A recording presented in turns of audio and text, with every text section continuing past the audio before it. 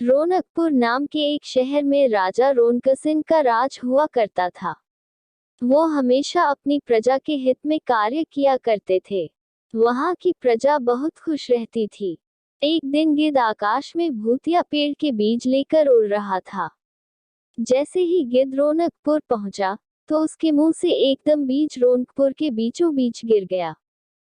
बीज भूतिया था, इसलिए अगले ही दिन वो पौधा बन गया। वहां के स्थानीय निवासियों ने जब पौधे को देखा तो हैरान रह गए, क्योंकि पौधे का रंग काला था। बाद में लोगों ने आपस में चर्चा की और यह समझा कि खेत में उगने वाला कोई घास पात या वनस्पति होगी।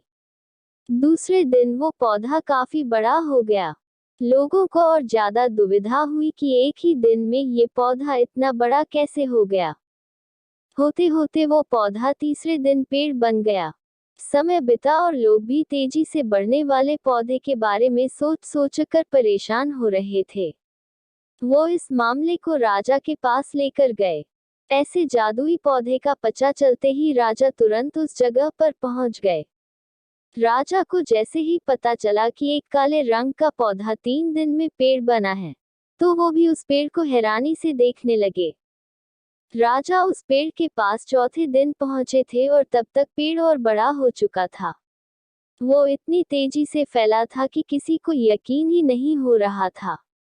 राजा समझ गए थे कि का रंग काला है, इसमें जरूर कुछ जादू टोना होगा। इसी सोच के साथ राजा ने घोषणा कर दी कि जो भी इस पेड़ को खत्म करेगा, उसे वो इनाम के तौर पर 1000 सोने के सिक्के देंगे। यही नहीं, राजा ने यहाँ तक कहा कि पेड़ को खत्म करने वाला व्यक्ति मेरी मृत्यु के बाद मेरी राजगद्दी पाने का हकदार भी बनेगा। इतनी बड़ी घोषणा सुनने के बाद हर कोई पेड़ खत्म करने के लिए अपना दिमाग लगाने लगा। राजा के सारे चतुर मंत्रियों ने भी तरकीब लगाए, लेकिन पेड़ को कोई भी नष्ट नहीं कर पाया। किसी ने पेड़ के आसपास आग लगवाई तो एक मंत्री ने उस भूतिया पेड़ को हाथियों तक से खींचवाया, लेकिन पेड़ को कुछ भी न हुआ। अब लोगों के मन में डर बैठ गया और उन्हें लगा कि पक्का यह ऐसा वैसा नहीं, बल्कि भूतिया पेड़ है। तभी उस गांव के एक समझदार व्यक्ति को राजा की घोषणा का पता लगा। जानकारी मिलते ही वह अपने गुरु के पास भूतिया पेड़ से जुड़े रहस्य को जानने के लिए पहुंच गया। गुरुजी ने अपनी ध्यान की शक्ति को एकत्र करके देखा और उससे पूछा, क्या तुम पेड़ को खत्म करना चाहते हो? समझदार व्यक्ति ने जवाब दिया, हाँ गुरुजी, सब उससे परेशान हैं। गुरुजी ने बताया कि उसे खत्म करने का एक ही तरीका है। इसके लिए तुम्हें उस पेड़ के आसपास नमक डालना होगा। इस तरकीब के बारे में जानते ही वो व्यक्ति तेजी से राजा के पास गया और कहा कि इस पेड़ के आसपास आपको नमक डलवाना होगा। ऐसा करने पर ही यह पेड़ खत्म होगा।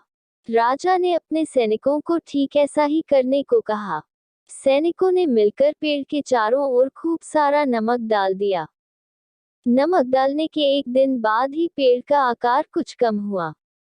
होते होते 5वें दिन तक पेड़ एकदम छोटा हो गया। उसके बाद गलकर वो गायब ही हो गया। उस व्यक्ति की तरकीब काम कर गई और राजा ने खुश होकर उसे इनाम की 1000 सोने की मोहर पहले दी। उसके बाद एक पत्र दिया, जिसमें लिखा था कि वो राजा के मरने के बाद उनकी गद्दी को संभालेगा। वो समझदार व्यक्ति खुश होकर अपने घर चला गया।